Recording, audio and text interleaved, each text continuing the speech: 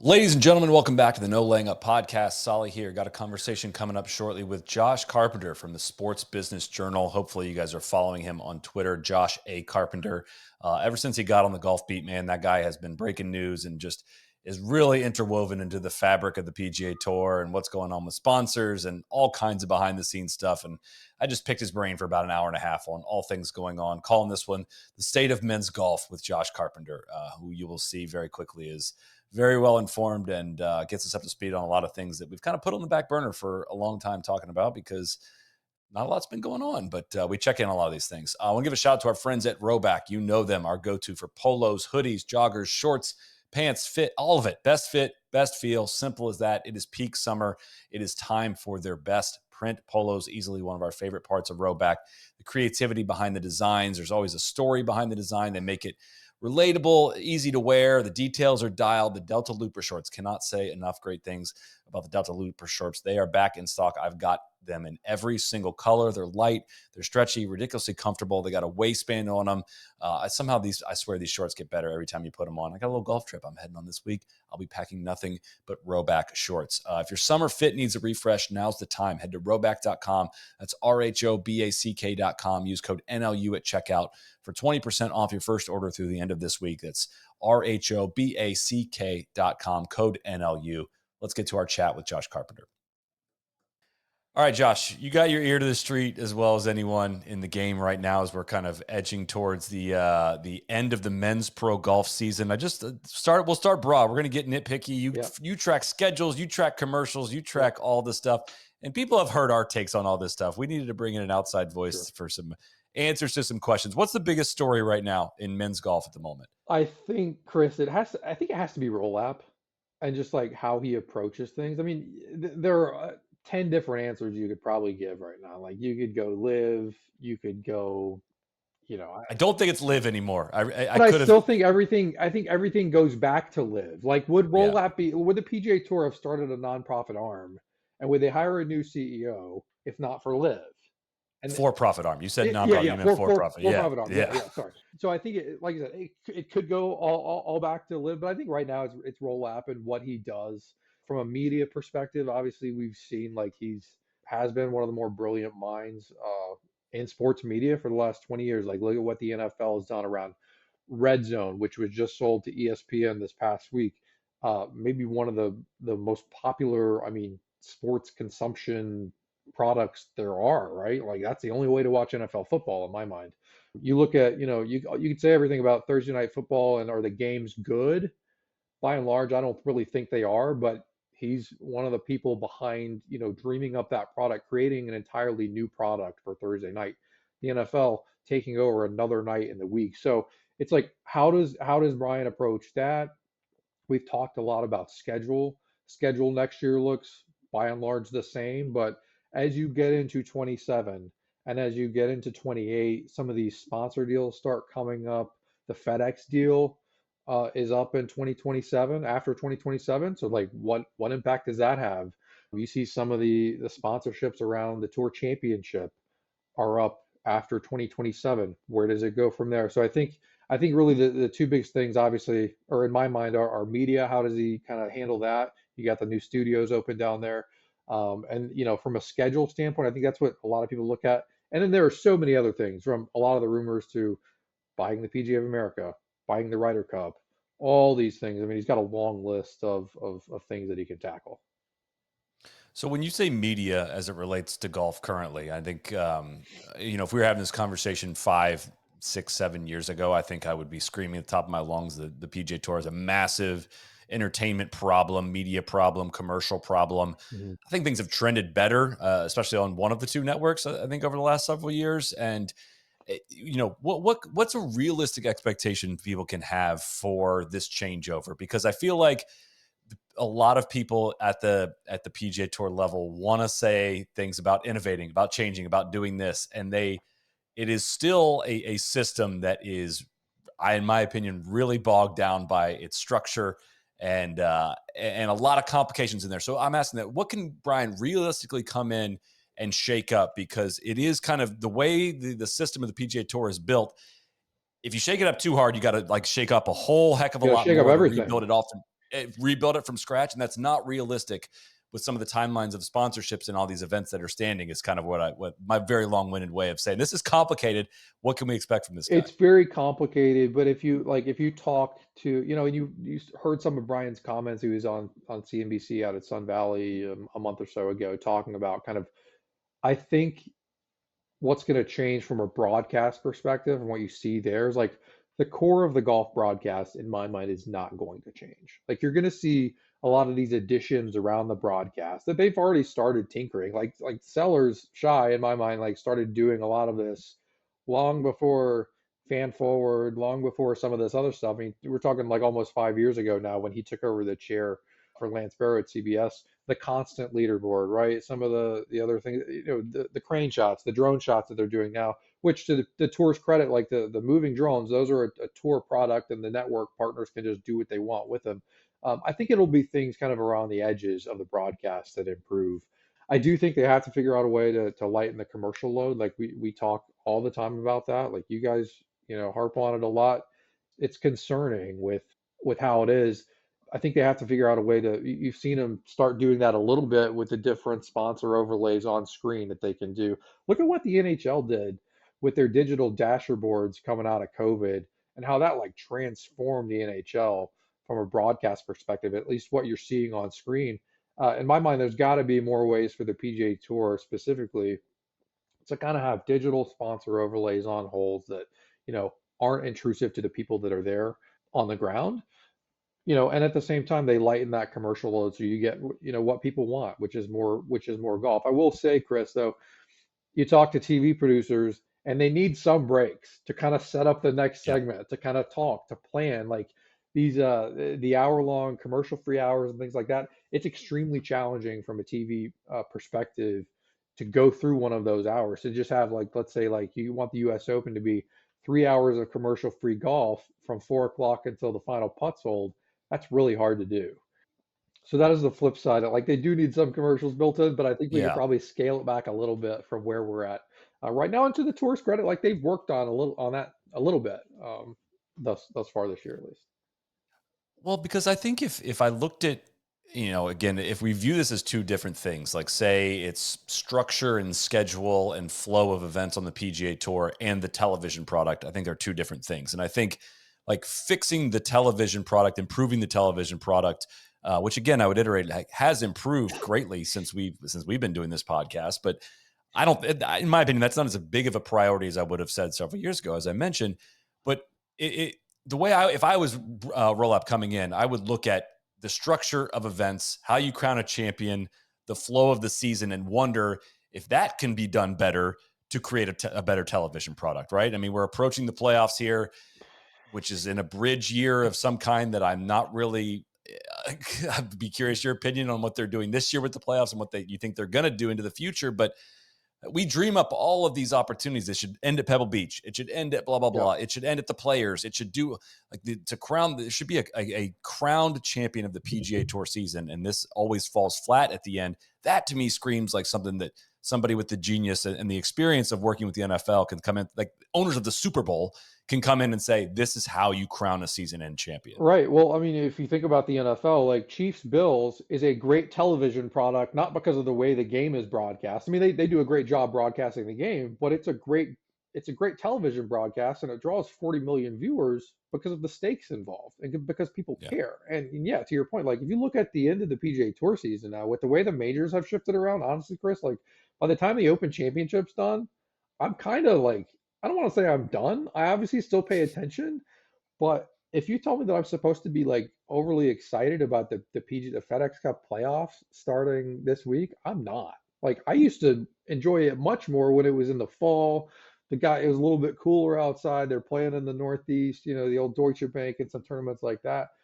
Right now, yeah, the way the season wraps up, it's not very exciting unless you've got like thinking of just the playoffs. You've got Memphis and Atlanta are just, I think everyone's tired of going to. Last year was a great example, and I said like if I was a FedEx executive and I saw how flat Memphis was from my perspective, Memphis seemed pretty flat last year. And then you look at BMW, as the middle playoff event. They're playing at Castle Pines. The vistas are great. The crowd's juiced. It's not 108 degrees. Like, I would really like, to me, BMW's executed really well with what they've done with that event. I know people say what they will about like Caves Valley this year, but honestly, most of the viewing public doesn't sit there and like critique the layout of a golf course. They just want to Right. see an exciting event. To your point, like reimagining that schedule, moving around those events toward the end of the season should positively impact the television product. That's again what I was referring to, though, of like you change a little bit there and it just gets complicated really quickly. I've heard every theory of end the season, in March in the players and have, the beginning of the season and then a big break and then you can kind of end it. I don't have a good answer, I, but that's again where I'm curious of like somebody well above my pay grade, and is the system set up to be able to be shaken like that? Well, I think, we've talked about the sponsors and some of these sponsorships that are coming up in the next couple of years. Next year, you're not going to see too much change with respect to the schedule.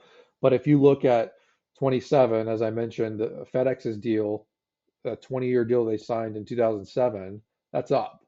So in my mind, they're already talking about a renewal. What does that look like? These sponsorship deals are negotiated law. It's not like they just do them last minute and they're done. These are Right. negotiated years in advance of those original agreements coming up. So they're already talking about that. If you look at the Tour Championship specifically, I think it's Southern Company, it's Coca-Cola, it's Accenture. Those are the three main sponsors of that event. Those are up in 2027 as well. So if you look past 2027, you think, all right, what are these sponsors like? Yes, they want those events to be in their markets, but again, if you're FedEx, would you not be more excited if the first round of the playoffs was be played, somewhere in the Northeast or the Pacific Northwest, and people were really juiced to go to it, and you didn't have Rory McIlroy just skipping it for no apparent reason other than to like just say, I mean, I think Gary Woodland missed the playoffs, and I think he told Todd Lewis that like he was bummed about missing the playoffs, but at the same time he was just like excited to go home and just take a month off. Like Imagine that. that's not what you Yeah. want. Like he kept his card for next year, which is great. But he was like, yeah, I'm kind of just like okay with just going home and taking a month off. Like that's not what you want your playoffs. Like your season's supposed to Right. build to the playoffs, and that's supposed to be the peak. So they've got to figure that out. Yeah, no, it's yeah, I've said this many times. I was like, you just got to stop calling it a playoffs. There's no playoff aspect of it. You're just hosting 3 end of the year It's golf just three tournaments, end of and the year golf tournaments. It has like you're for me, it has trimming zero it playoff down. And feel. Yeah. can you? So maybe this doesn't even need to be talked about. Is this? Do you think it's a 1 year thing? This, hey, we're going to play the tour championship straight up for the final prize this year. Like they've gotten rid of the starting strokes. The previous system, of course, there was a tour championship winner and a FedEx Cup winner, which was confusing for everyone. This doesn't really seem that fair to me, which again, I think there is something to striking the balance between, I don't expect the team with the best record in the NFL to just go win the playoffs as well. Like that's Right. part of the intrigue of watching the playoffs, but just hosting another golf tournament doesn't also seem to be the best way to crown a champion at the very end of the year. But do you get the sense that they're going to seriously consider match play or something fun for next year? I think I'll say like they realized they had to change the format, right? They couldn't stick Yeah. with the old format was a joke. Credit to them for trying something different, but it clearly didn't work. It was a joke. No one liked it. It was confusing. So, at least they changed it to something this year, I guess. The flip side of that, like you change it in the middle of the season, like, and so if you're willing to change your tour championship format in the middle of the season, to me that tells me that there aren't many stakes involved in it. Yeah. Like if you're willing to just say like, all right, we're halfway through the season, we're just going to change it. To me, that doesn't give it much meaning. Like they're not going to change the Super Bowl format halfway through an NFL Right. season because it's got so much at stake. So to me, them doing that, it's like, yeah, good that they did that. I think it'll be less confusing this year, but they have to innovate and think about how to change it moving forward. I will say like one of the pushbacks on match play for this year, there was a lot of discussion about that, and I don't know what their qualms were with it, but it was the players who did not want match play around the Tour Right. Championship. Everything I heard, like it was not the networks. The networks were like there were proposals on the board for match play for the Tour Championship, and the players didn't want it. So I don't really understand. I'm not a player. I don't know a ton of players. So I don't know what their thinking is there. But everything I heard was that this was a player driven thing to go to this format. Um, But like you said, it's like, Hmm. all right, they've kind of touted it as this new format. It's not a new format. It's just a 72 hole, stroke play event. So in my mind, match play would be great. Everyone loves match play.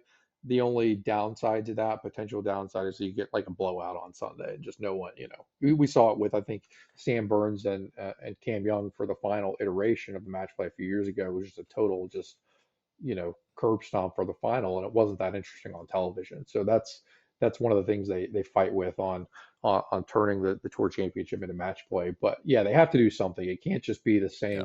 same old format next year.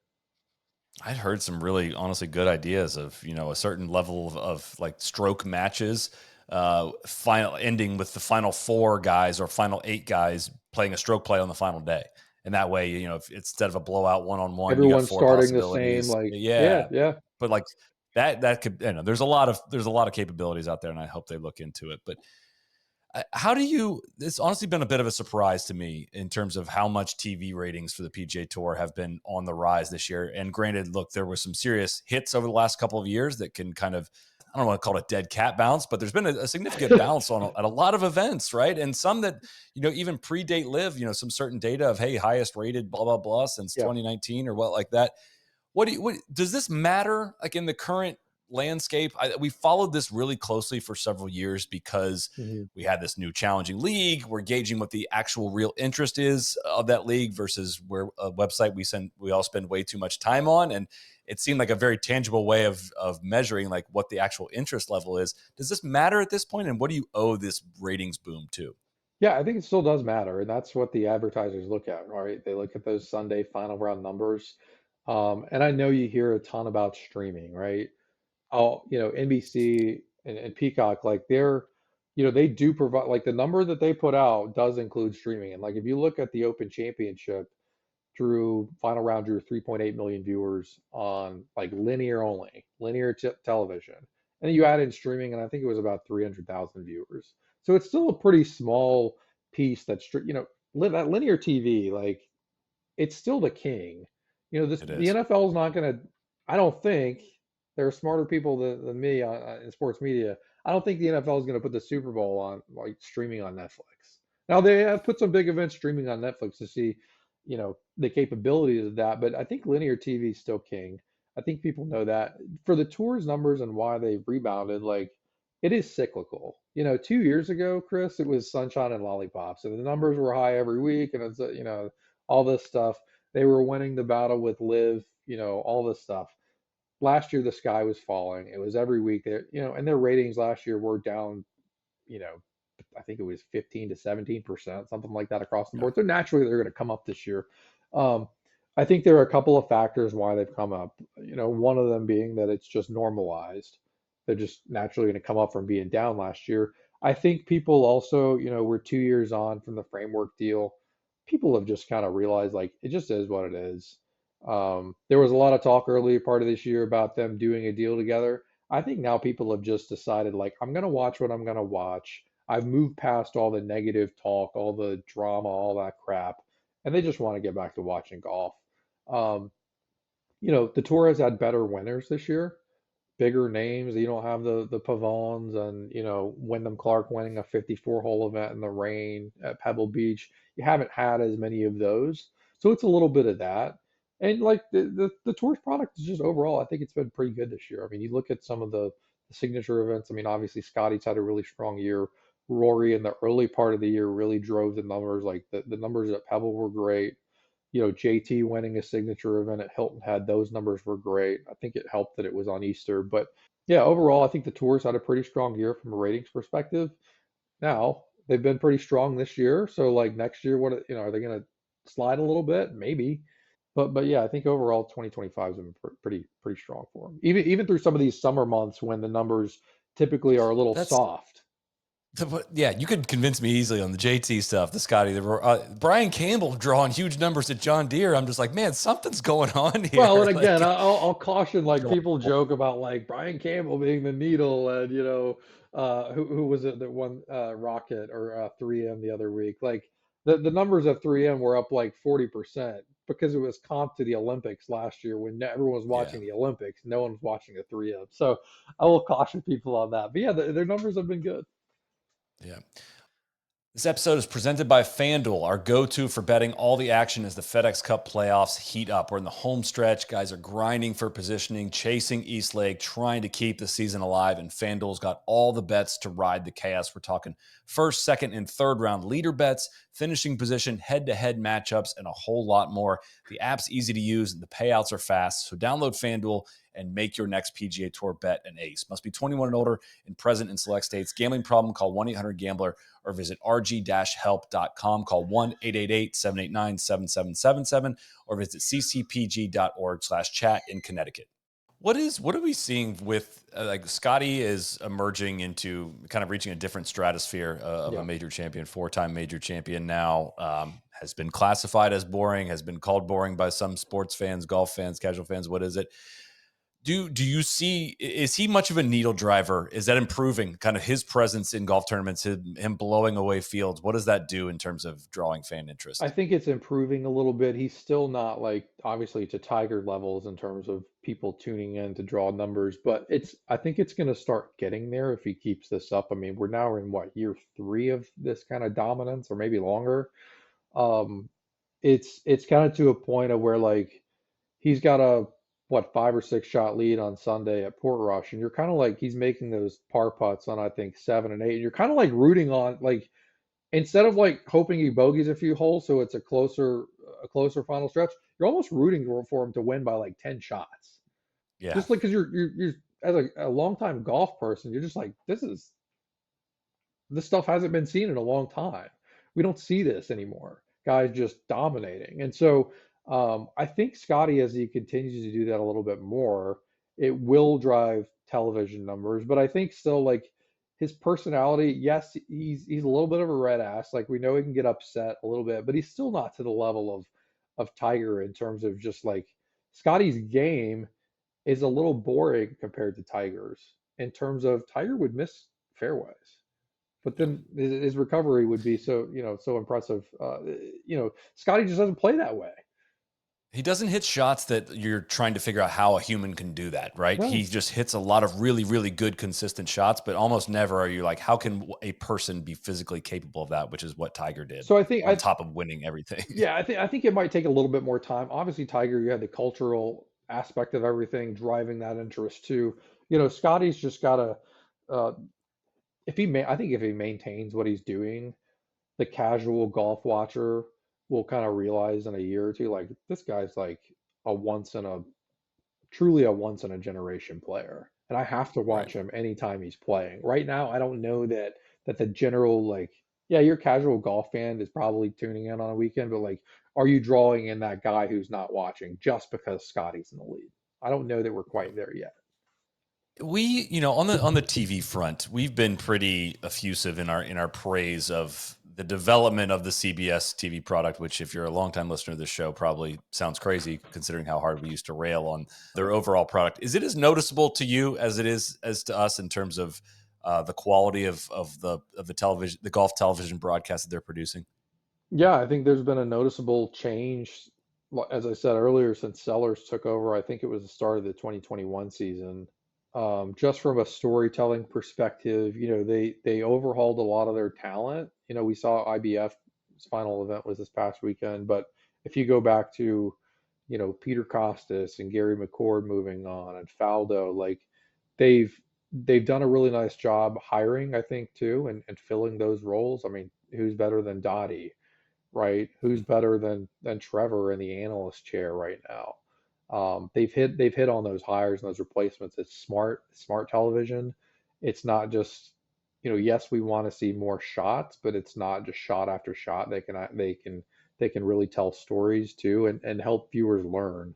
I think that's, they have a good rapport with each other. Like not CBS, but like I was watching the Open and Graham McDowell on those broadcasts Yeah. when he was, you know, having that rapport. He's asking a ton of like really smart questions to his people who are on the ground, to his fellow analysts. Like golf fans want to tune in and learn something. And I think you've seen that with CBS um, over the last number of years from their talent And then just from a visual perspective, they have a really good stretch of golf. Like everyone's tuning in We get some early. nice events. You Yeah. got some nice events. I mean, if you like what's better than Pebble, when the weather's nice. Obviously they deal with the some weather issues there over the years, but like when the weather's nice, I mean, you got Rory coming down the stretch this year. It's in kind of prime time on the East Coast when everyone's cold and wet and everything. So they've got some nice events, but they can tell really good stories. But yeah, to me, it's been super noticeable. I think talking with sellers over the last few weeks, just kind of like what to expect next, they just let the technology drive what they're going to do. So as technology keeps getting better, you're going to see, CBS specifically talking about them, you're going to keep seeing them innovate and do bigger things. If you look at when, again, the tour kind of debuted this drone tracer, this moving drone tracer at Travelers 2024. I mean, it started out as just a kind of the drone's moving a little bit, it's tracing the ball, really cool. But if you look from that compared to where they are now with the speed at which the drone's moving to the AR, augmented reality graphics that they've overlaid on the screen, again, it just helps the viewer learn a little bit. Now, I will caution, like you don't want it to be too busy, but as much as they can innovate and help the viewer learn, I think it's going to help. Keeps your eyes on the It keeps screen, your eyes draws on the you in. screen, They got yeah. the picture in picture they got going in there now. And honestly, like I should have said this last night on the pod, I was really impressed with just, I feel like they brought Sedgefield to life this past week, like with the green slopes around the greens and the lower camera angles in a way that I had not fully ever appreciated And of just, Sedgefield's not a golf course that you think about like in that way. and we should, cause it's, it's their job to bring that all to life and all of that. So I say all that to, not to no, walk you into a hornet's nest here, but it feels like NBC is due for kind of one of these same overhauls in terms of, and I don't just mean Tommy Roy out. I just mean in some way, I need to feel like they are making an attempt to modernize their broadcast because it had gotten stale at CBS and they've totally refreshed it. And I'll sign off on it. And I don't know when I started feeling like it's got stale at NBC. I don't know if it's when Johnny left. I don't know if it's, since we didn't have any color person really in the chair and they're Yeah. rotating that out. But it just seems like they're kind of caught between release patterns, if you will. They don't really seem to have a cogent plan. And I'm just curious if you think that seems to be a priority on their end. Like, are we going to see changes and overhauls in any way of how NBC presents their product? Changes and overhauls, I don't know. I mean, I think it kind of goes back like how are they going to work with the tour? Like is the tour really going to push them like to make some of these changes in terms of just like not necessarily like talent overhauls or anything like that. I mean, NBC's had a fair amount of talent overhaul in the last few years with Johnny leaving to now Zinger's gone to, Maltby and Coke and those guys aren't there anymore. I don't know from a talent like I love, Smiley on a broadcast. I think he's great. Mhm. I think Hicks is really good still too. So I think they have some decent talent there. What Tommy's going to do from a production standpoint, I don't know. I mean, Tommy's been there, Chris, I don't know, a long time producing those golf telecasts. So I think it's what does the tour do to help them, provide to them like we've seen with some of the drone tracing and that sort of thing. But in terms of wholesale changes, I don't know. Um, Yeah. I tend to think CBS has some of the better events just from a Yeah. pure scheduling standpoint. So like that's another question mark of when this schedule shifts around, like we think it's going to shift around in a couple of years, is NBC a benefactor of that? You know, I don't know. We could go 5 years down the road to when the tour's media deals are up and like what does that future look like? That's where, I mean, we've seen what they can do when they have the toys. Like Players Championship is easily It's their best awesome. telecast of the year. Like they got all the bells and whistles, a lot less commercials, and it flows really well. It just I never know where to point the finger. I guess is it on the producer? Is it on the higher ups at NBC? Is it on the tour for not setting them up for success? I don't know, and I'm kind of I don't really care. It's kind of just more of You just want to see I a don't better care who to product. blame here. Everyone that they hear our critiques of that and they think we're targeting them in particular, and it's like all we really want is this to land at somewhere where we think is possible because we've seen it on the CBS side is kind of where I net out on all this. And I don't know if you know the answer to this, but because I don't know if anybody really knows, kind of the transition that NBC and Golf Channel are going through with this Versant thing. I mean, Yeah. we saw the logo 4 separate times on the Open Championship broadcast, and I haven't met really anyone that can describe to me what's going on with this thing or what it means for any of us. Do you have any insight Yeah, into any of that, or are it's you? not super sexy. I mean, basically Comcast spun off some of these cable networks while they're still profitable. So you're talking about CNBC, Golf Channel is one of them, USA, which is why I believe it was in the USA window when they were promoting Versant so much, because Versant is the kind of umbrella company that's going to be that holds these companies, these networks like USA, CNBC, Golf Channel. Honestly, Chris, I don't think there's not going to be too much change that you're going to notice right away or in the near future. The deal itself hasn't even closed yet. But you've got Mark Lazarus, who is running this company. He's a big golf guy. He has said that golf is going to remain really kind of, maybe not at the forefront, but it's going to be a prominent part of their products. In the short term, it might be small stuff that you see. Um, let's go back to Women's Scottish Open, right? Lottie Wode's contending, and where do they put that final round? They put it on CNBC. That's kind of a good example of CNBC is one of these networks within Versant. Golf Channel is one of these networks within Versant, and so you've got CNBC's getting more into sports, and you've got Golf Channel, who is kind of overseeing the programming of that tournament, and they're saying, all right, how do we work together, and how do we get the final round of the Women's Scottish Open on linear television? Again, a very important place so people can watch Because it it. was not scheduled to be on Not anywhere, as scheduled to that be that on. was It a was last just, minute deal. it was only on streaming, which everyone loves streaming, but everyone also wants to see it on linear TV. So that's a good example of Golf Channel and CNBC, two Versant companies working together to get sports, not only sports, women's sports, in kind of a prominent place on CNBC on a Sunday morning when it's not going to have any other like really important programming. So that's a good example recently of those kind of Versant companies working together. But again, like I think Sam Flood talked to James Colgan from golf.com. James does great work. Read him a lot. And I think Sam basically told James, like, you're not even going to notice a difference on Golf Yeah. Channel in the near future. So, like, it can be a little bit dry to break down the Versant, but in the near term, you're not going to see too many like front facing changes from that, I don't think. And we haven't talked about it much because I don't think it's important to viewers. But then at the Open, them emphasizing it as much as they were, I was like, all right, well, now we kind of need some more information as to Yeah. what this might mean. All right, help me out with, for as much as we talked about this kind of new structure, for-profit arm of the PGA Tour, PGA Tour Enterprises, I honestly don't even know when the last time on the pod we talked about PGA Tour Enterprises was. I mean, I think when it came out, it was I understood it, and I could be an idiot here, of there was going to be a CEO of PGA Tour Enterprises and there was going to be a commissioner of the PGA Tour. It seems like Roll-Up is both of Well, these roles, boss. or the commissioner. Yeah. What's that? He's the boss of He's everything. the boss. So is he going to be the commissioner of the PGA Tour, or does the commissioner role change and It's he's just the CEO of the PGA? What's changing here? Yeah, Help me out. Brian's the CEO, and it's still a little bit unclear on what they're going to do with that commissioner role. When Monahan exits and at the end of 2026, I think, is at least the plan right now.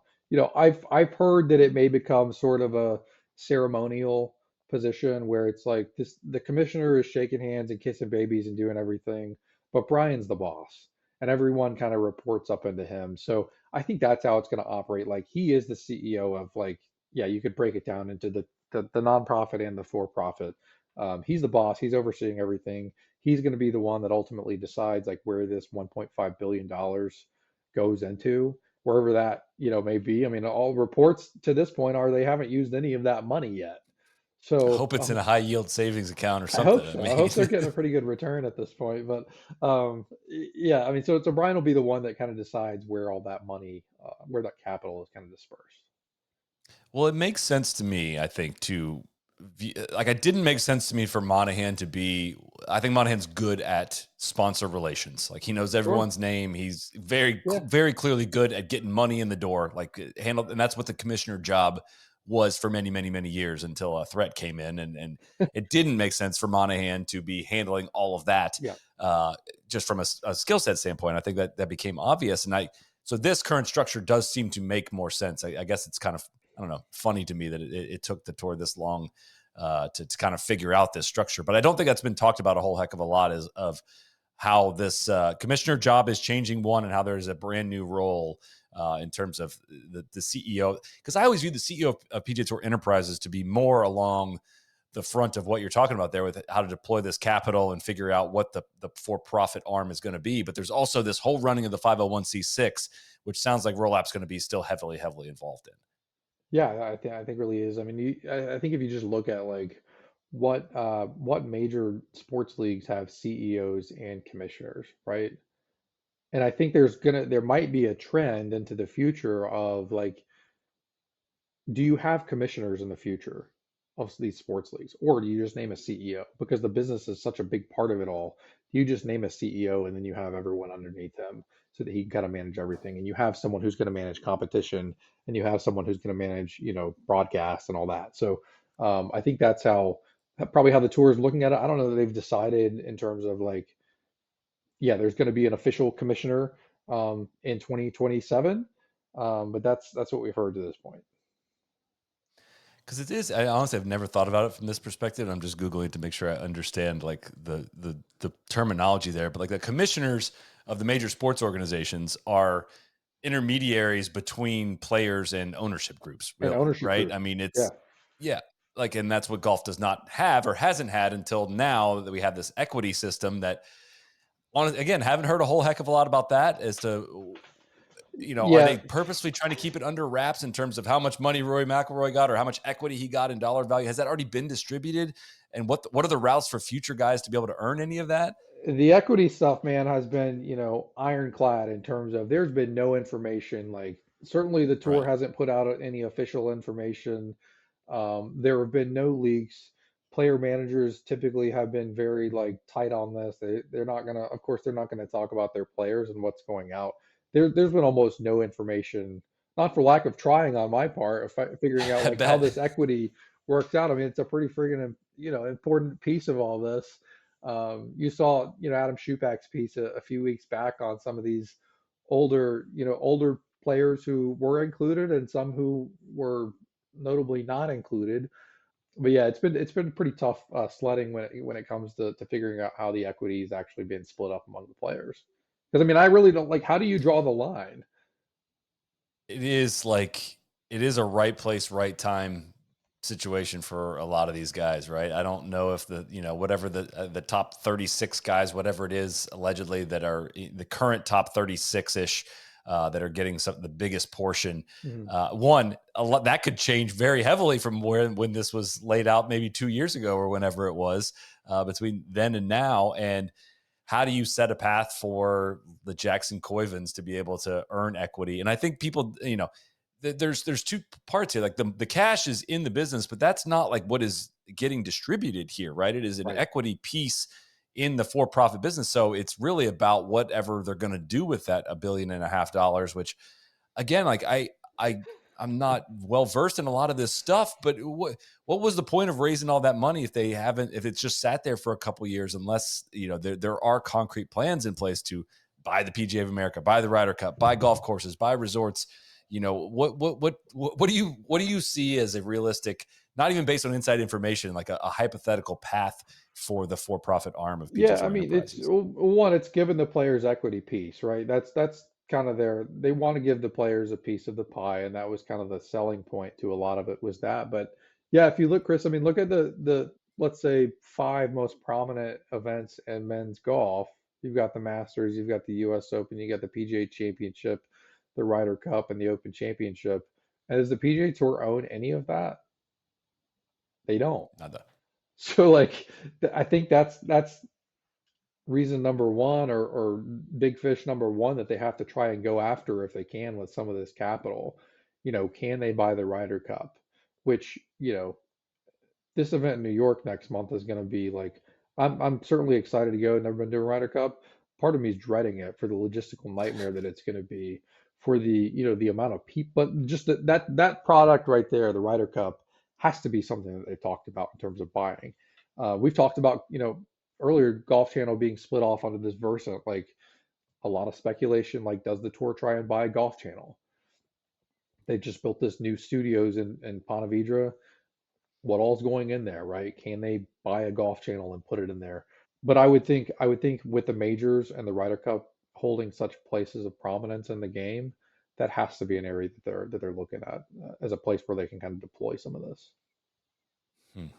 Yeah, I'm just, I guess maybe a little surprised. Maybe they just done a really good job of keeping everything tight-lipped, but I have not heard a rumor or, this is going on. It almost just seems like that's why I kind of wanted to. A big reason I wanted to chat with you today is it feels like everything outside of the golf has died down for the last several months. Like there's not big, other than roll app kind of coming in, there's not been massive There off hasn't been. course stories, and that's what all that it was for several years here now. And I guess I'll probably have more PGA Tour questions for you throughout this, but how are as we're sitting here in August of 2025, how are we feeling about Live and where it's going and how it affects I guess starting there, how it affects the PGA Tour?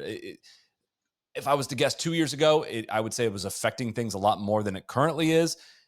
Is there a path back to Live getting a lot more headlines, and what might that look like? What's that look like on the contract front for them?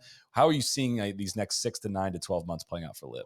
I mean, Liv keeps kind of doubling down on what they're doing. Like they're raising their purses. They're going to $30 million a tournament now with that extra money to be put back into the teams. Now, again, like someone pointed out last week, they're like, aren't they kind of just moving money from one pocket to the other? Like, yes, in a way, but the reason they're doing that is because like they're doubling down. They want their teams to get more money so they can operate on their own. That's the whole point of Live is this team stuff. And so they feel like, raising the purses and, right now only the top three each week get any prize money.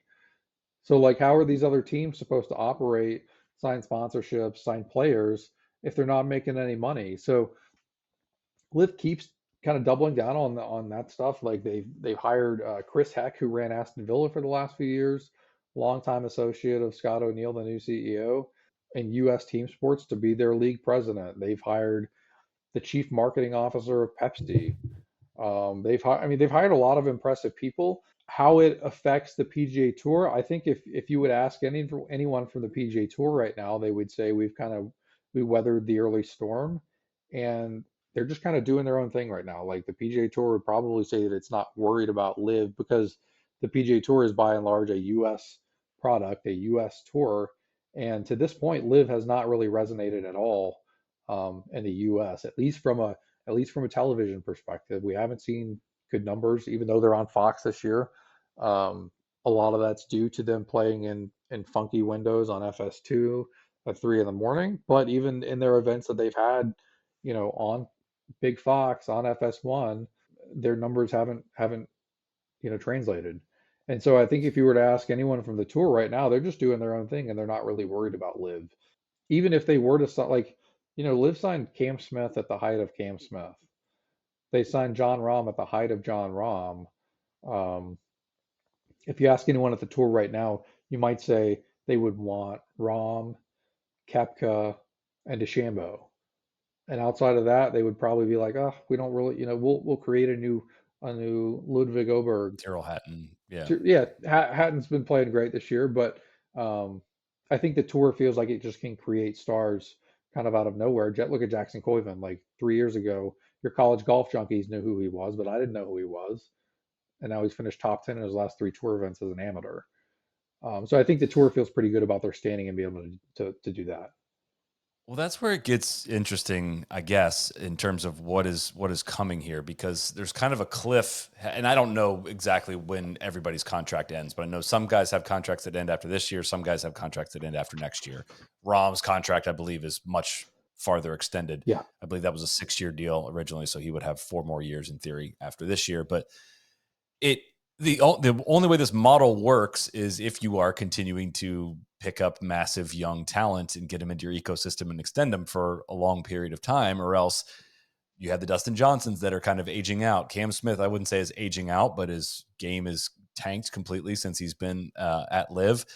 And you have Joaquin Neiman winning all of these events, but you don't really have a pipeline of talent that's, replacing Yep. itself, to put context in all those wins. All that would say, like, you're telling me they signed this person, they brought in this person, they bring in all these really impressive executive people.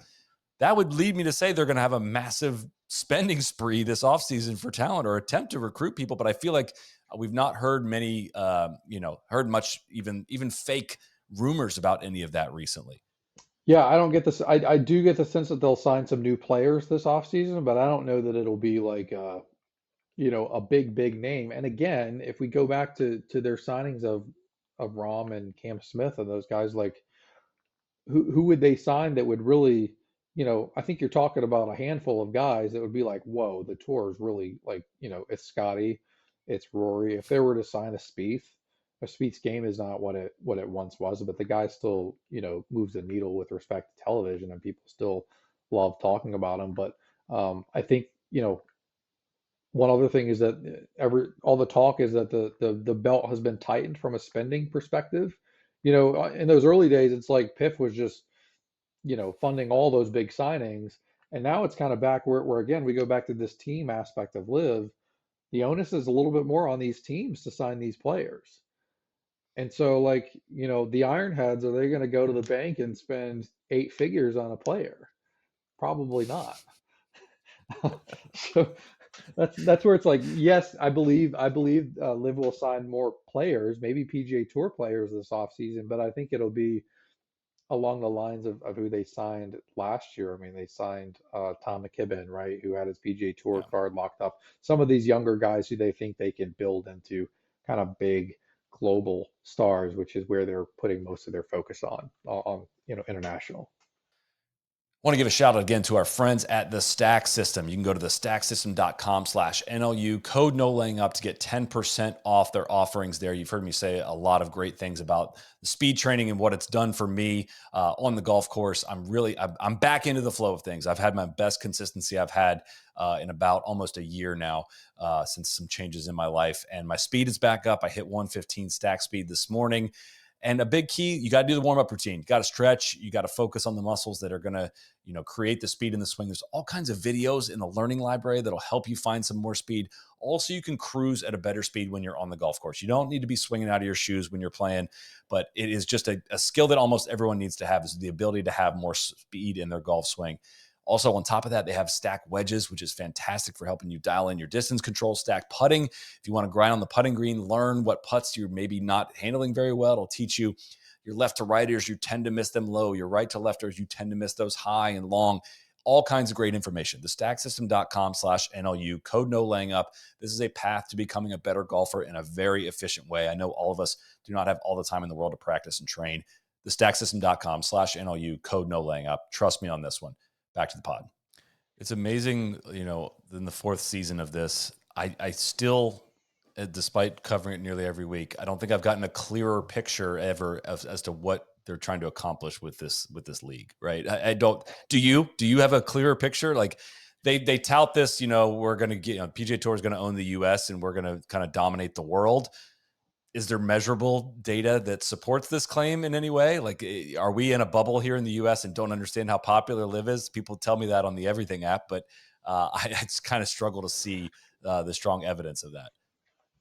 Yeah, I don't know. I mean, they are, I'll give them credit. They certainly are global, right? Their event in Australia is very popular. They just announced recently like they're playing in South Africa next year, which is great. Like I love to see high level, golf played in some of these other countries, right? Like I'd love to see the PGA Tour go and play more internationally. But again, it goes back to a player problem, right? Like the Spieths and Schefflers of the world, they don't want to be traveling all over the world to play golf. They want to play in the U.S. Yeah. They want to handpick a few events and then play there. So Liv, if Liv it keeps putting the onus on international, like they'll keep doing that. I think they're playing, I believe, 4 or 5 events in the U.S. next year, and their other 9 or 10 are elsewhere. So that's where they're putting their focus. Yasser is a big believer in the team format, and it seems like they're going to keep doubling down on it. So Scott O'Neill, Mhm. I think he sounded a lot like Norman with some of his statements recently about reapplying for OWGR points. I believe part of the quote in there was that their application addresses the outstanding questions that exist to support a more global, all-encompassing, and accurate ranking system. Is there anything different with this application to the OWGR that makes you think that Liv is on the path to getting points? I don't know specifically what's in the application. I will say, like, all the talk kind of at Portrush and recently Liv played in the UK, there is talk that the OWGR wants to, like, there's momentum toward them getting points. Now, again, they're not going to be getting the full, amount of points that you get for a PGA Tour win, right? But I think it's maybe in the OWGR. If you A lot of discussion around OWGRs these days, Chris, is that it's irrelevant now, which is not a place where it wants to be. I think if you're Trevor and you're the OWGR, it's probably in your best interest to figure out a way to give Liv some form of points just so everyone moves on and says like, hey, it's not irrelevant anymore. Because right now, that's people don't really give it much credence. I don't know what specifically is in their application, but the OWGR straight up said that it was not like it listed out the reasons why it didn't accept Liv's initial application. So in my mind, it's like if you're going to apply again, why would you apply and there be nothing different to it? Otherwise, you're just wasting everyone's time, which maybe they are. But there has been some momentum toward them getting points, as soon as next year. So we'll see how that plays out. Like it could be a lot of different things. Format. I know the team aspect of it was a big reason why the OWGR did not accept that application, 2 years ago. Do they go to 72 holes? I know it's Live, it's 54 holes, but like, did they go to 72? I had one agent, he told me, he said, if I were them, I'd play 92 holes if it got me world ranking points.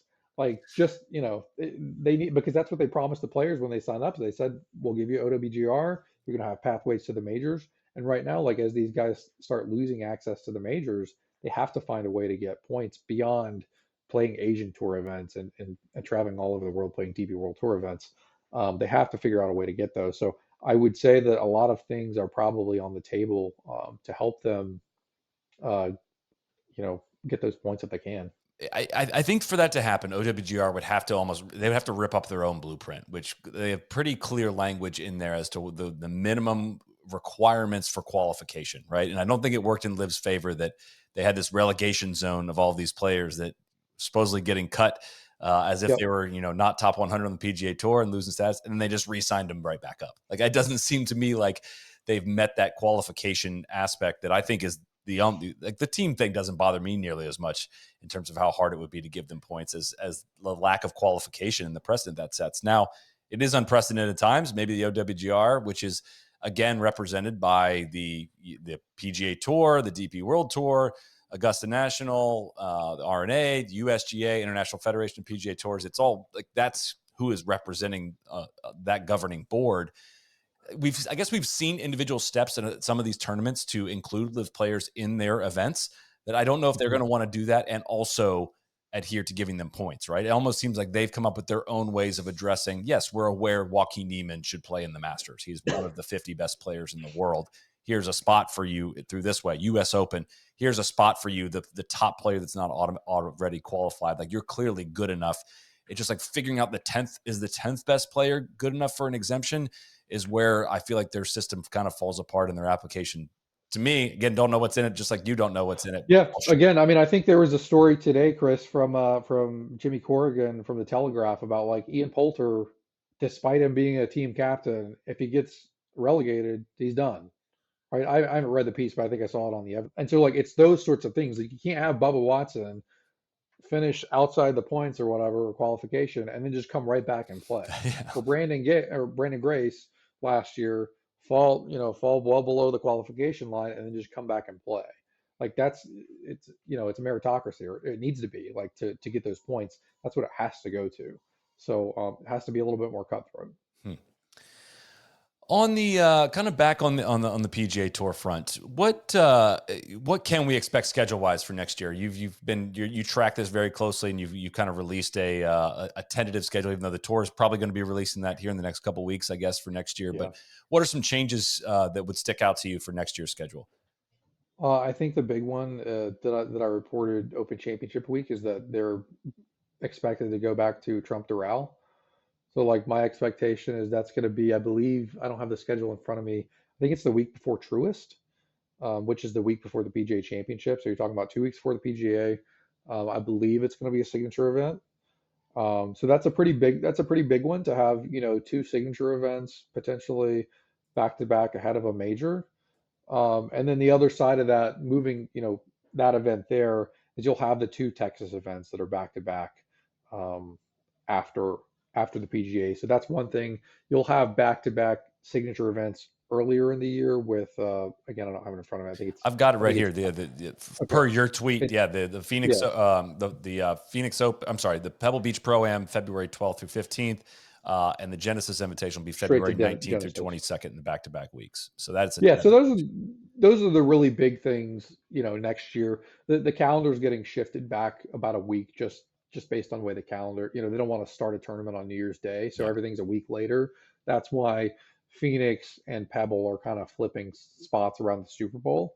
You'll have, Farmers will be back on a Sunday finish next year instead of, a Saturday finish. And I know CBS is excited about that, having Nance actually on site instead of from Arrowhead Stadium, calling that AFC Championship game. So they're excited about that. But yeah, by and large, I think, like I said, Chris, I think you probably 2027 or potentially 2028 is when you might see some more schedule stuff move around. I mean, like, it wouldn't shock me if that Doral event maybe it moves into the Florida Swing next year. It's in like late April, early May, but maybe the following year it gets moved into that Florida Swing to have some more synergy with your Palm Beach events, your APIs and that sort of thing.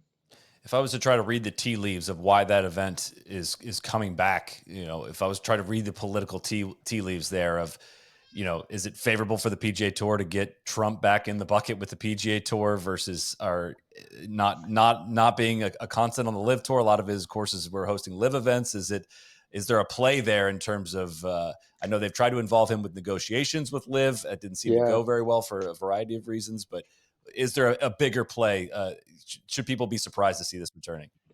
I don't know if I did get that question a lot after that. Is like, is this an olive branch to Trump? It might be, but I don't. I think it's more of a thing of the PGA Tour having an opportunity to add a course that, I mean, they played it throughout for, I think, 50 years, right? Or more than 50 years. It's a golf course that people know. It's a golf course that people like. And so the tour, I think that's been one of its big leverage points with Live, is that they have all this history and they can play at the harbor towns, they can play at the Rivieras, they can play at the Pebble Beaches. And so, like, if you can add Doral, which is, I mean, let's be real, Chris, when they left Doral, it was probably a top five non-major golf tournament, Yeah. right? Oh, it was a big deal. Yeah. Um, it was a pretty big tournament. So I think just the opportunity to add that back with Doral not being on Live schedule next year. Certainly they weren't going to play, if it was on Live schedule, they wouldn't play there. But I think not having it on Live schedule just opened the door. So again, there might be some Trump undertones there. It's easy to kind of make that connection, but I don't know that that was like the end all be all reason that they're going back to Doral. As a fan, kind of seeing how much turmoil like the PGA Tour has gone through over the past years, I guess I've been surprised at how the timing of some of the releases of or announcements of these long contract extensions from some of these sponsors. Like, they're very clearly getting a lot of value out of this, and have decided that's part of their future, regardless of whether they know who's going to be playing in some of these events in the late 2020s and into 2030 and things like that. That picture's a little bit more clear now, but who sticks out to you as like a sponsor that you think gets like a ton of value out of their deal, or some that maybe don't get enough value out of their deal, or that whether it be squeezed in the schedule, or if I was to ask that, what sticks out? I think from a sponsor perspective, like Travelers always pops into mind. Like, now Travelers is paying a lot of money as a signature event sponsor, but that event always pops, even being the week after a major championship. And I'll give those guys credit. Like Andy Bissett, you go out to tour events, like there's no other tournament director or sponsor CEO who's on the road as much as that guy is. So like he He's like the hustles. only tournament director's name I know that I don't have a person. Like, people talk about that guy all the time. Yeah, Andy Bissett, Nathan Grube, like they do a great job. They're on the road every week, so they really hustle to get the players that they get the week after a major. Obviously, it's a signature event, so the players are going to show up anyway. But that would be one. I think, and John Deere, they love their spot on the calendar. They just extended through 2030. Like, yes, it's a smaller event, but some of these events, the full field tournaments, they've seen their events elevated a little bit as the tour has gotten more cutthroat. You've seen more guys commit and play some of these summer events just to secure their status for next year. You had guys like look at Wyndham this past week, and you had some guys like Spieth playing to get into the top 50, so he's exempt to some of these signatures next year. You had some bigger names playing. That's a byproduct of the tour, like I said, becoming a little bit more cutthroat. In terms of the ones that maybe haven't benefited as much, it's easy to pinpoint the ones that are kind of squeezed by the schedule. Again, you look at some of these Texas events, and like if you're Nelson and Colonial next year, I forget which one is which in terms of order, but if you go signature event at Doral, signature event Truist Championship, PGA Championship, and then It's Nelson, again then Schwab, and then it's Memorial. Yep. Nelson. So at least like Nelson just signed a deal with CJ through like 2033. But if you're Charles Schwab, like that's a pretty tough stretch to be at the end of. And I don't know what's behind that in terms of what's coming after that on the It, schedule. But it goes um, Memorial, Canadian Open, U.S. so then Open, another so Travelers. then Yeah. another signature. So it's like, how are you getting aside from your guys like Scheffler and Spieth who live in that area? It's a pretty tough sell. So you know, Colonial, that tournament, that's one where the sponsor is up after 26. There's been no like extension there. I'm not trying to say that they're exiting, but there have been a fair amount of other deals that were up in 26. You look at Zurich was up in 26, John Deere was up in 26, Valspar, 3M, and they have all extended to 2030 at this point.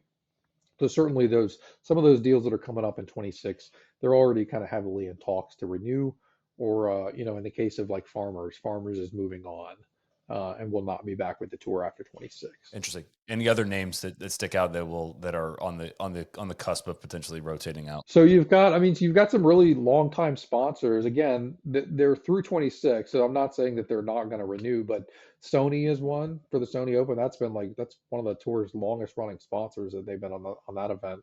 Sony is one. Wyndham, where they played last week, that's like the fifth longest running sponsor on tour. That goes back to 2007. So that's a big one. And then there are a couple others. Like I said, Colonial with Charles Schwab is one of the other ones.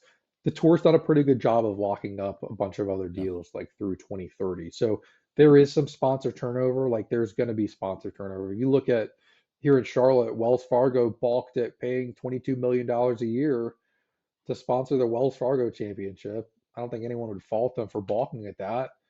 And then the tour gets Truist to come in and spend more than that to sponsor it. So it's like we've joked about like the tour being able to sell like, sponsor weather delay tweets and things. And I saw it this past weekend. I forget the company, but Decorators. there were a couple there were a couple Instagram stories on like Friday or Saturday, whenever the weather delay was at Wyndham, and they're sponsoring that. So like the tour can really It's sell. amazing. And yeah, even if some of these deals expire without a renewal, like chances are they're gonna find a replacement. Several years into the signature event model, would you view it as a success and something that's here to stay with a new regime coming in, and maybe with the live threat dying off a little bit? Kind of, is this a permanent structure here to stay for the PGA Tour? I mean, it's hard to say it's permanent. Anytime you have, well, again, we go back to like you change one thing and it unravels everything. These sponsors have come in and they've signed these long-term deals. Truist signed a 7-year deal here in Charlotte with the assumption that that's going to be a signature event. Travelers signed on in Connecticut with the assumption it's going to be a signature event. So I'll say like I don't think anything should be off the table. Anytime you have a new CEO coming in, I'm sure he's looking at that. But yeah, you have to kind of overturn the apple cart if you say, well, we're going to start rotating signature events, doing this and that. That's not as easy. Is it a success? I think it's been a success in terms of you've had good winners for these events by and large. Occasionally you have a lower name, someone you're not as familiar with win, but you've had bigger winners. From a pure event standpoint, I don't like it. Like I'm a golf nerd. I love to, in Charlotte, like I used to love to go to the Wachovia Championship and the Quail Hollow Championship and show up at 6:30 in the morning and the range be packed. And like going there last year for Wells Fargo when it was a signature event, like I get there pretty early. I get there at 7 o'clock and there's no one on the golf course. There's no one on the range. And it's just like it's just disappointing that you don't have like 150 guys there. Like to me, that just makes it feel a little bit bigger. You know, flip side of that, like you hear all the talk every week about like you want the best players playing every week. You want to know that they're going to be there, and so like part of the way you get at that is by having smaller fields and having no cuts, and so it's kind of hard to have it both ways. I think maybe the fields could increase a little bit. Maybe they could, you know, I don't even know, Chris. Is there a cut at every? So it's only some of the like the Memorial, the Genesis. I should know that. No, there's a small cut at some of these, like some of the ones that It's are some of like them. the Tiger Yeah. and Bay Hill as well, like the three that are, I forget how they classify them, but the fact that it's Tiger and Arnie and Jack's events, they have small cuts. I think that's a good thing for it, but it's also Go like, to 100 players and have a cut. yeah, I still am like, all right, if I'm a youngster and I'm a huge Colin Morikawa fan and he has 2 rough days and I was in school for both of those and I didn't get to watch him, I can go out and watch him early on a Saturday, even if he's not on I don't know if he's hurting anything by being out there, is where I think like where they're going with that. I know people, you know, hate the lack of a cut and the lack of drama around the Friday round and seeing a guy 40 shots off the lead playing the weekend. I get that, but at the same time, I think it's a little bone to throw to what you're talking about for the in-person experience. You know, that's not going to, like, the signature events are a television product the way I view it. Like, it is Yeah. meant to, Yeah. let's get some names on the TV, on the broadcast to help drive some ratings. Whereas I think you can kind of throw in some bones towards the folks that are there in person and the hospitality there in person. I think kind of fits in with the overall model. And listen, I like to rail on the tour for anything. I've been really impressed with kind of the churn of the signature events, and, you know, about 32 out of the 50, you know, make it, and 18 new guys play in. I'm like, there's not been a glowing example of a player that's played amazing golf and hasn't gotten into these events and gotten the opportunity to grab the, you know, get in the cash booth and grab the money. So And I think you've had, by and large, the players have continued to play in them. I know you had Rory skipped 2 or 3 yeah, I this think year, I three, believe. now So it's four like, almost. Yeah, okay, I so think. Yeah, you know, so that's, you know, that's probably a little bit of a concern, I guess, when you've got top players skipping. But again, like these guys, they don't need the money. I know. Like they want to play. It goes back to like if this event this week was not in Memphis and if it was at a classic course somewhere else, like would Rory be playing? I don't know that he would be, but I'd say there'd be a greater likelihood that he would I be. would think so. Is there a world where, I mean, Monahan is scheduled to stay through the end of 2026? Is there a world where you could see him getting bought out or released from his PGA Tour commitments earlier than that, or do you think it's more realistic to expect Monahan to be here through all the way through the end of next year, which is a long ways away? It feels like a long way. It's not that Yeah, long. I mean, yeah, it's possible. I haven't heard yep, anything saying that he would be. I mean, I think one thing you have to think about is that Strategic Sports Group, a lot of them are buddies with Jay that's his Monahan. boys. Yeah, And so like that's his crew. And so like they're probably gonna protect him as much as possible. And that's how you've seen this kind of, you know, plan lay out for like, you know, I've heard, you know, going back, I know TC's mentioned it on the pod a bunch, like I've heard going back 2 years, I feel like at this point that like it was either as soon as a deal with PIF, you know, happened, Jay would kind of not go away. That sounds rough, but like kind of there would be an exit plan. sure. Either when that happened or when a new CEO came on board, there would be an exit plan for Jay. And so I think they'll probably just execute that to its end.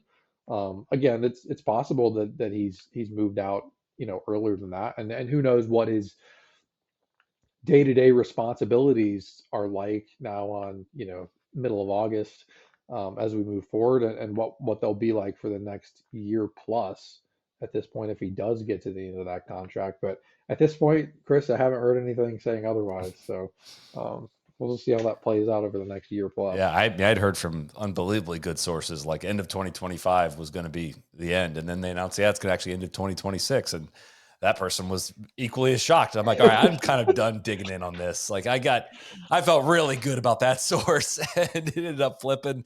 I don't know how you do. Didn't play I don't know out. how you do the real journalism stuff, man. It is so freaking hard in this landscape. It can be hard sometimes. It can be hard People sometimes, don't know but it's the fun. answers to this, and people that very well should know will end up giving you information. Information changes very quickly, I guess. But Yeah.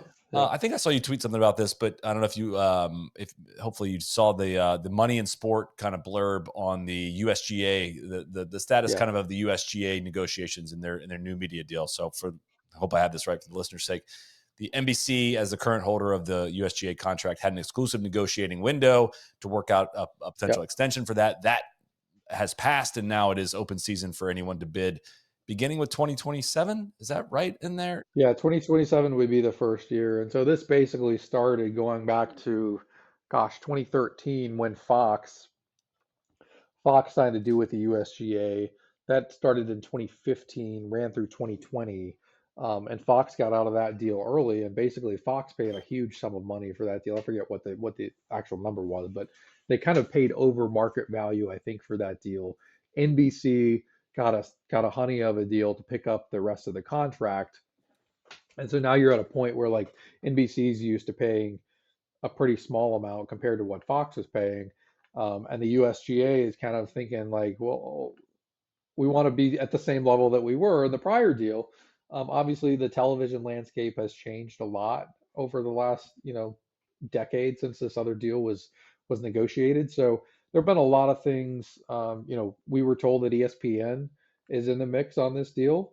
Um, ESPN got a big golf. They have a big golf portfolio already with the PGA Championship, with the Masters, obviously TGL, all these other things. Burke Magnus, who kind of runs ESPN's a lot of their acquisitions and kind of their sports rights. He's a big golfer. He's a member at Winged Foot, so they love golf. Wouldn't shock me to see again ESPN be involved on this deal with the USGA. NBC may be involved as well going forward. Just because that window ended without them doing a deal doesn't mean that NBC is not going to be back. They very well could. I think it's the interesting part of it is how that deal is pitched and how it's sold. There's been a lot of speculation about could they split this deal up, and so maybe the USGA sells this deal where they've got the U.S. Open, the U.S. Women's Open, and then let's say the U.S. Senior Open with maybe Tiger playing some U.S. Senior Opens, selling that as one package, and then the rest of their golf portfolio being something else with another network. So you could have, say, NBC come in and broadcast those three events, and then you could have maybe a golf channel, a Versant, come in and broadcast the USAM or the Walker Cup, things like that. So that's the interesting part is how is that going to be split up? I don't know that it will be split up. They might be, taking bids the way that the old package was, but a lot of the speculation has been that they might split that up. And so then it's kind of fun to talk about like who would you want to see, pick up USGA rights. Like I think it'd be really cool. Like I think Jim Nance called, and we've talked about CBS and the great job that they do with golf. Like Nance called some of the U.S. Open when it was at Pebble Beach in Yep. 2019 with when Fox had it. I think it'd be really cool to see CBS pick that up. Maybe they partnered again. CBS, ESPN, they're partnered on those first Yeah. two majors. Maybe they partnered, on the U.S. Open. And you've got Nance, who is a guy he's given up college basketball at this point. I think the NFL would probably be his next sport to give up. And then, maybe you have Nance calling the Masters, the PGA, and the U.S. Open. Might as well give him the I think it's Open at pretty that fun to point. talk. Give him that Maybe, contract maybe too. so. I know he's done some work on the Open over for some of the overseas networks, but I think it'd be fun to see those guys what they would do with the U.S. Open. If AI is correct here, Fox signed a 12-year deal in 2013, valued at 1.1 billion, which is 93 million per year. And they paid 323 million in 2020 to terminate the contract early. Yeah, That's according to Perfect Putt, I believe. Which is like, so it's interesting. I mean, USGA has been high on the hog for this contract that never really made sense to begin with. And now they kind of got a level set as they're entering. It's kind of like they got live money, honestly, back in a little in bit. 2013. This was, And now they're expecting to live money again, and it's probably not going to be yeah, there. this was the launch of FS1, and this was Fox's big play. This was going to be their lost Well, and I leader. think Yeah, I think the big sticking point, if you remember, is because of COVID. That 2020 U.S. Open was played in yeah, September, and I believe I think the big sticking point is that Fox wanted to put the U.S. Open on Fox Sports One, a cable network, instead of a big. Again, we're talking about linear TV and why that's so important. And I think that was one of the reasons why they ended up ending that deal. And maybe it just didn't work out for Fox, which is now back doing live golf. Sometimes, mostly FS2 and FS1. That's a question I had though. For as it relates to live, I should have worked this into the live Mhm. section, but it was sold as a big deal with, it was a massive thing for many years of like, it was once they get on television, just got to get a TV deal. It's going to be, it's going to get all the ratings. They got a TV deal. It doesn't seem like a big fee was paid for this. It seems like more of a shared cost. I guess Liv is still picking up the cost of the telecast and the Live's doing the broadcast, and they're production. sharing the Yep. ad revenue to that. Do I have that right? Yep. Believe so. I guess I was very surprised at how few tournaments have been on Fox, and it has been a very abysmal ratings. I think, especially when it's not on Fox. And again, I go back to, I don't know if any of this matters anymore, but it's the kind of the first real like tangible judgment ability we've had to say, like, are you even rating better than the other sports programs on Fox? And it's not. Is there upward movement in this? Is this a trial year with Fox? Does the deal last beyond this year? I don't even know the answer to that. And do you see a future where like it's going to be more heavily featured and easily accessible on Fox?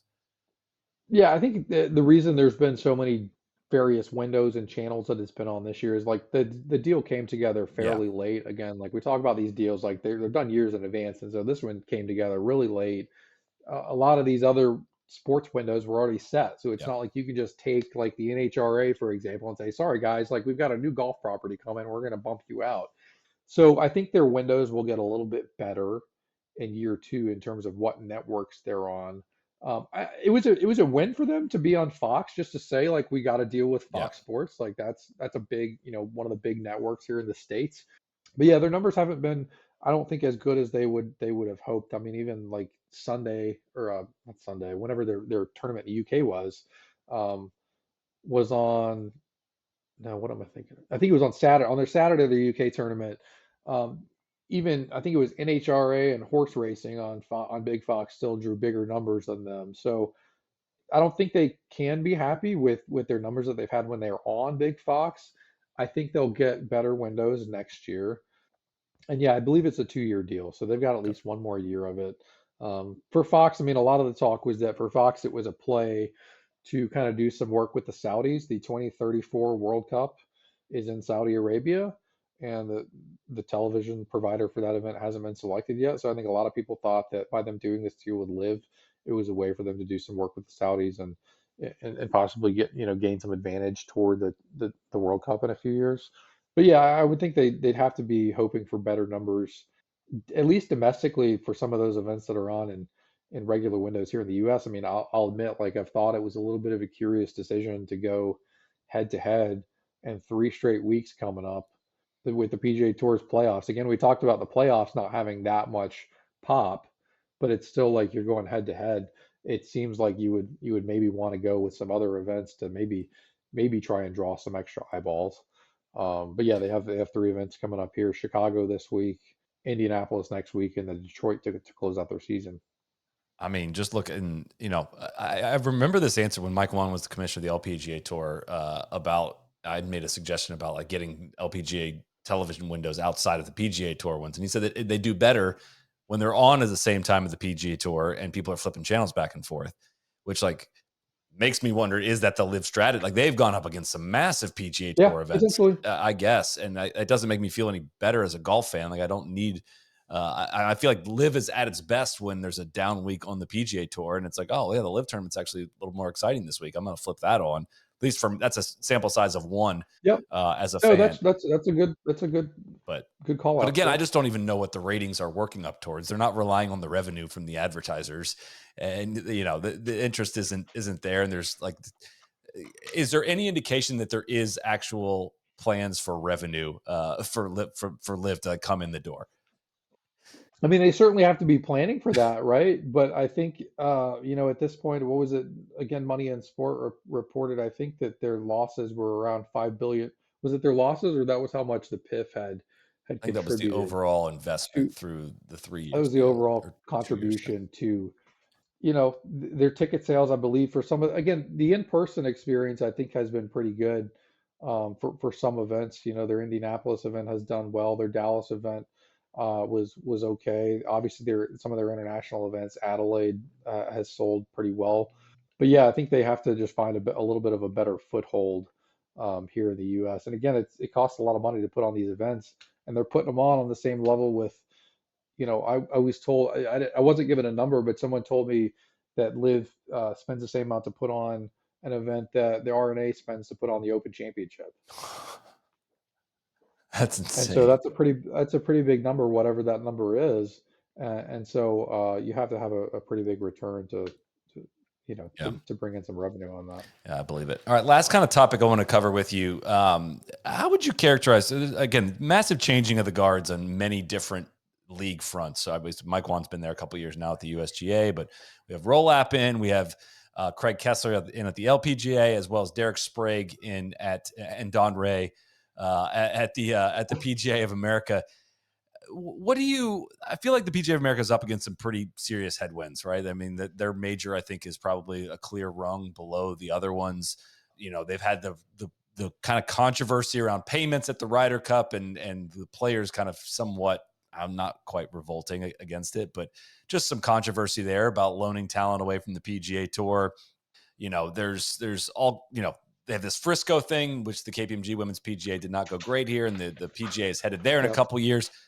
I guess, what do you see as some challenges there in that organization, and how do you see that playing out in the next several years? Well, I think you just listed their challenges, Yeah, right? You've got, Rory doing drive-bys that around was Frisco just randomly, and wild. that was pretty bad. You had the event here in Charlotte. It was like it felt like all the discussion was about Rory's driver instead of the event itself. Their locations for the PGA Championship specifically, like, haven't excited me Yeah, a lot. Like, Charlotte again is a good golf course, but we see it. people love it here in Charlotte. But we see it a lot. Aronimink next year, I don't know a ton about Aronimink, but it doesn't like excite me a lot. And then Frisco, I think is maybe it's a good golf course. I'm not a big golf course guy, but again, it's like for these major championships, you'd like to see them hosted at kind of iconic courses that everyone can relate to and go back to. I think the PGA would tell you that they've been pretty happy with the move to May from a commercial standpoint, at least. Like they can kind of build with the Masters, same network partners for the Masters that have the PGA Championship every year. So they feel good about that. The Ryder Cup is a huge commercial success, so they definitely feel good about that. But to your point, the PGA Championship, I would say, is easily the fourth of the four majors. I'd probably put the Ryder Cup above the PGA Championship at this point in terms of stature. Yeah, I mean, wouldn't you? yeah, Um, so yeah, I mean, I think they certainly some challenges. Derek Sprague is a longtime golf guy. I really like Seth yeah. Waugh. I thought he was really good and did some good things for them. But I do think they have some challenges. Obviously, Craig Kessler left as their chief operating officer to be the new commissioner of the LPGA. He's a really bright guy. I think we'll do a lot of good things at the LPGA. So that's another kind of hole that the PGA has to fill moving forward. Yeah, it just seems they got a lot to cover between now and Frisco in 2027. It seems like both from like a lot of people are going to flip the TV on and be concerned about the aesthetics of that golf course, some of the heat in May there, I guess I like the golf course. I think it's a really good golf course. I don't know how much that's going to translate, and sound like they got a long way to go on just this place was purpose built for PGA championships and Ryder Cups and all that, and the consumer experience didn't seem to be great for those people on the ground. All that to say, it just seems like they've gotten hit with negative PR after negative PR here and we're going to this Ryder Cup where I think, like you mentioned, the logistical kind of Yeah. issue we're probably running up against of like this kind of uncertainty of how this event is going to go. A bit of a self-fulfilling prophecy potentially of just, the fans are going to be crazy and that's going to make the fans be crazy. I don't know what to expect. I'm excited, but I'm a little bit anxious, I guess, about this event. No, I think it'll be a great event on television. I just like, yeah, it's going to be a massive event on the ground there at Bethpage, and so I'm a little bit like, I think the Ryder Cup in Rome got pretty rowdy. That was 2 years ago. So like, what's it going to be like in New York Right. in September with European team that's bucking its head a little bit and playing some pretty good golf, and a U.S. team that it's pretty crazy to think about the construct of the teams going back just 4 years ago at Whistling Oh, Straits and kind of how that's all changed. And so yeah, I think you know it's just me, just from a logistical standpoint, it's going to be a little bit nutty getting up there. yeah. Well, I will see you up there, my friend. And this is your first ever appearance on the podcast, and I'd say Yeah, I safely love coming you on. knocked it out of the park, and we really really appreciate it. We'll have to do this more often because yeah, people are tired of hearing all of our thoughts. We need to test some of our theories against outside real journalists that are hitting the pavement and working hard to I get some of don't that know about that. information. So No, big fan of you guys and a long time listener, but yeah, first time caller. So happy to come on and talk with you guys. likewise, ever since you got on the golf beat, I don't remember the first time I saw your name pop up, but you continued to you pound out. You're one of the great newsbreakers and kind of information sources in the game. So I really appreciate you spending some time with us, and we'll do it again sometime. For FanDuel, must be 21 and older and present in select states. FanDuel is offering online sports wagering in Kansas under an agreement with Kansas Star Casino LLC. Gambling problem? Call 1-800-GAMBLER. Visit FanDuel.com/RG. Call 1-888-789-7777 or visit ccpg.org/chat in Connecticut or visit mdgamblinghelp.org in Maryland. Hope is here. Visit gamblinghelplinema.org or call 800-327-5050 for 24/7 support in Massachusetts or call 1-877-8-HOPE-NY or text HOPE-NY in New York.